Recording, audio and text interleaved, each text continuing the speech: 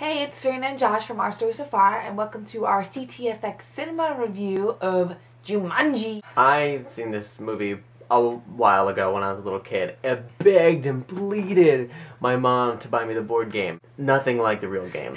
There's this old game, and this one little kid finds it's like 1969 or something like that. This little kid finds it, and then him and his friend, this girl, they decide to play it as well, but not really. She drops the dice, and then the game's like, haha, that was a real roll. Yeah. And then he drops a 2 after that. It's like, oh, that's a real roll too. He gets sucked into the game. Sucked in the game. He's missing for 26 years. And then these other little kids find it upstairs in the house that used Will and him, and then they start playing it. To me, I don't understand the whole thing of, though, we have to finish. Once the kid popped back out, I was like, well, they could just live the rest of their lives with, just call some people from a zoo to get the monkeys. And mosquitoes. And then mosquitoes and stuff like that. But then, when you get to the end of the movie, you realize, finishing the game, and it transported them all the way back to 1964. Oh, yeah, that's true. When they first started the game.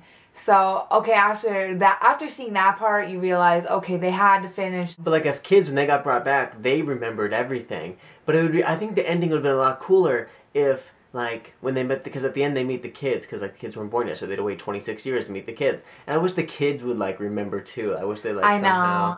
Back in the first beginning, when the young kid Alan, way back when, finds the game, he finds it in a construction area. No one decides to stop him. No one's stopping him. He's this little kid. All the other people are wearing hard hats, and they're all and then he just goes in there and nobody's around. Digging under, and then someone does see him. And then he's then he just takes the board game and runs. If I'm the construction guy, what did he just steal? Did he just steal, of our equipment? Yeah. What the heck did he just steal? Later on when the kids in 1995 find the game, and then they're oh my gosh, and they roll, and she rolls first, giant crazy mosquitoes that they had to fight away. The little boy's that seemed cool, and then he rolls the dice too. If that was me, if we were playing this, I would have been closed. Yeah, boom. That's what I mean. That's why Sarah never finished the game back then. I know. Who would want to finish a game where this is the worst game ever? Crap. When you play board games, correct me if I'm wrong, peoples, but when you play board games, you read all the instructions first to find out how to play the board games, right?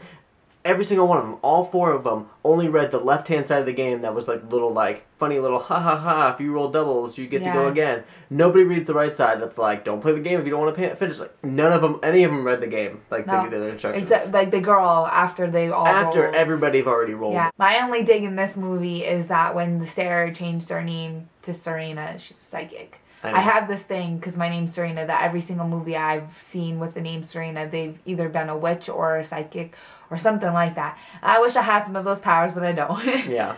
I don't think she did either. And the only cutest part of the movie is every time the stampede went by with that little rhinoceros at the end. It was he was always trailing. I was oh, poor rhino. Yeah. You know, I found a little IMDb trivia thing. The guy who plays the hunter is the same guy who plays the dad. Shut. Yep. Just the whole thing of this guy's chasing him and they're trying to make him a man and scared of him, and it's he's scared of his dad. It was a whole thing. Oh, I guess that's knowledge drop. So I'm gonna give it 2 ratings real quick. Out of 10, when I was a kid and first saw it, 10. It was the greatest movie of all time. Looking back now, and if I'm watching it as an adult, I kind of would just probably roll it around an 8. For my rating, as a kid, I hated this movie. It scared the crap out of me.